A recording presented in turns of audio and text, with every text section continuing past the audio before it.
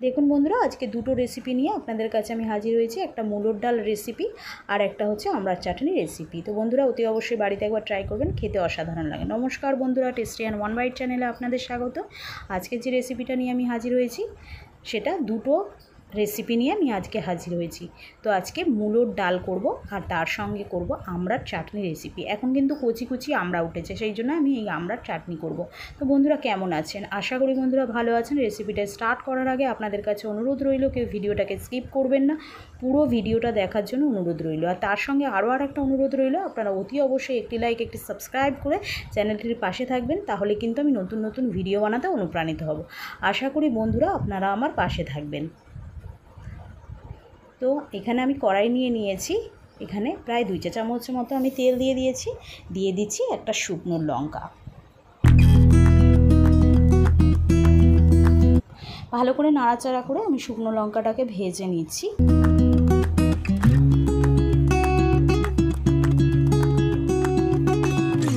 এবারে আমি দিয়ে দেব 5 ফোড়ন। এখানে হাফ চা চামচ মতো আমি 5 ফোড়ন নিয়েছি। 5 ফোড়নটা অ্যাড করে দিলাম। তো ফোড়নটা ভাজা হয়ে গেছে, আমি অ্যাড করে দিচ্ছি মূলোটাকে খুব পাতলা পাতলা করে আমি কেটে নিয়েছি, দুচিয়া করে। তো এটাকে আমি দেখুন বন্ধুরা ভালো করে নাড়াচাড়া করে ভেজে নেব, তবে খুব বেশি ভাজবো না। অ্যাড করে দিচ্ছি লবণ, স্বাদ অনুযায়ী লবণটা একেবারেই আমি অ্যাড করে দিচ্ছি।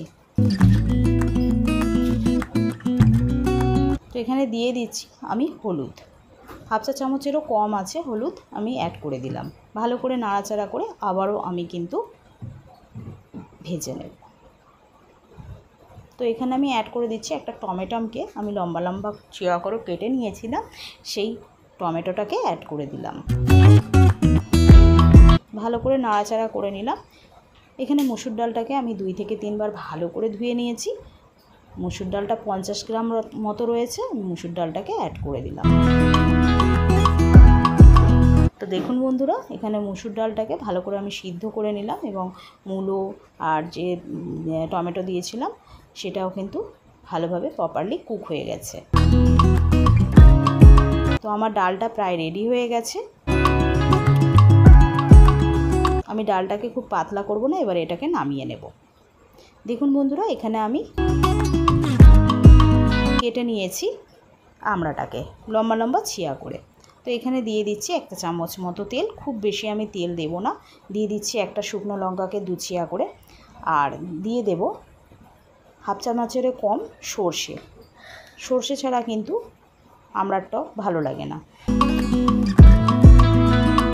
তো এখানে আমি দিয়ে দিচ্ছি আমড়াগুলোকে ভালো করে নাড়াচাড়া করে আমি এটাকে হালকা ফ্রাই করে নেব। দিয়ে দিচ্ছি স্বাদ অনুযায়ী লবণ, আবারও যদি পরে লাগে তাহলে অ্যাড করব। দিয়ে দিচ্ছি অল্প পরিমাণে হলুদ, খুব বেশি হলুদ দেব না। ভালো করে নাড়াচাড়া করে আমি এটাকে হালকা ফ্রাই করে নিয়েছি। এখানে দিয়ে দিচ্ছি আমি পরিমাণ মতো জল, যাতে করে আমড়াগুলো সিদ্ধ হয়ে যায়। ভালো করে আমি এটাকে নাড়াচাড়া করে নিলাম। দেখে নেব আমড়াগুলো সিদ্ধ হয়েছে কিনা। আমড়াগুলো একদম গলে গেছে।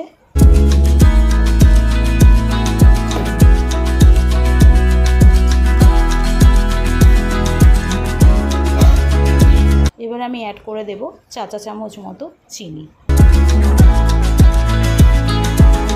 অনেকে কিন্তু চাটনি শুধু টক খায়, তো আপনারা চাইলে কিন্তু টকও খেতে পারেন। যাদের সুগার আছে তারা স্কিপ করে যাবেন। তো চাটনিটাকে ভালো করে আমি ফুটিয়ে নিচ্ছি। একটু লবণ কম হয়েছে, তাই আমি একটু পরিমাণে লবণ অ্যাড করে দিলাম। আপনারা আপনাদের স্বাদ অনুযায়ী লবণ অ্যাড করবেন।